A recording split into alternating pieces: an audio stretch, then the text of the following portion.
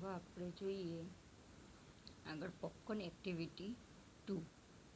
તેમાં તમારી આંખો બંધ કરો. શું થાય છે? તમે જોઈ શકતા નથી. તમારું નાક બંધ કરો. ફૂલ સૂંઘવાનો પ્રયત્ન કરો. શું થાય છે? તમે ફૂલ સૂંઘી શકતા નથી.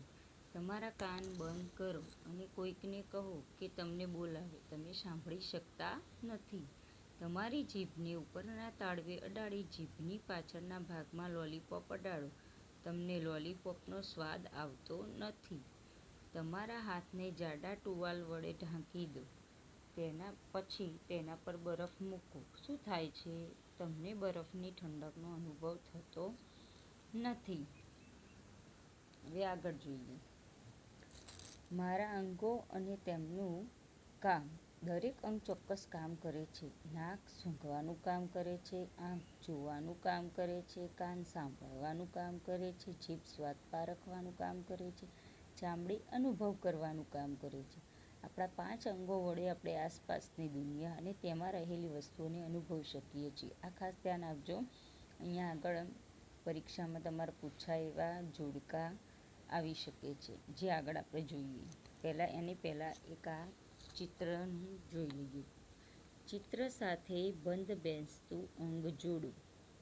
અહીંયા વચ્ચે એક છોકરી દોરવામાં આવી છે અને અહીંયા પીઝા છે. આ પીઝા દોરેલા છે. ત્યાં ખાઓ એ અહીંયા જોઈન્ટ કરવાનું છે. પછી અહીંયા ફૂલ આપેલું છે, જે આપણે સૂંઘો એટલે નાકની ક્રિયા દર્શાવવામાં આવી છે. તો એ સૂંઘવાનું કામ, નાક સૂંઘવાનું કામ કરે છે. ફૂલમાં સુગંધ હોય તો નાક સૂંઘવાનું કામ કરે છે.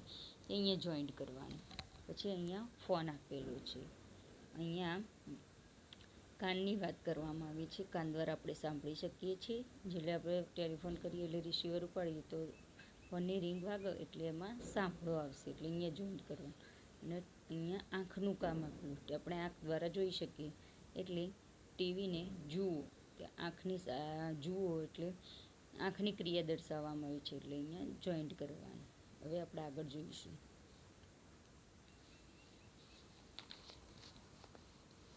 જુઓ અહીંયા પોપકોર્ન એક્ટિવિટી 3 આપી છે.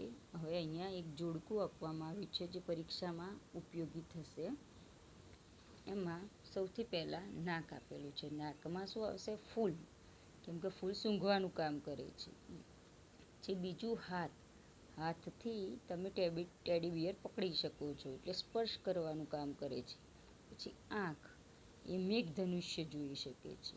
પછી જીભ, જે લોલીપોપ, જે ખાવાનું કામ કરે છે. પછી કાન, એટલે આપણે ઇયરફોન કે રેડિયોથી સાંભળી શકીએ. એના વિશે જે જુદી જુદી ઇન્દ્રિયો છે એના કાર્યો વિશે વાત કરવામાં આવી છે. પછી અહીંયા ચિત્ર આપવામાં આવે છે. જે પરિસ્થિતિ વધુ ગમે તેની સામે ખરું કરો અને તે કેમ ગમે તે જણાવો. હવે અહીંયા એક રૂમ આપવામાં આવ્યો છે, તે અસ્તવ્યસ્ત છે. અહીંયા એક સુઘડનો સાફનો વ્યવસ્થિત રૂમ આપવામાં આવ્યો છે. તો આપણે શેના ઉપર ખરું કરીશું? વ્યવસ્થિત અને સુઘડ રૂમ ઉપર ખરું.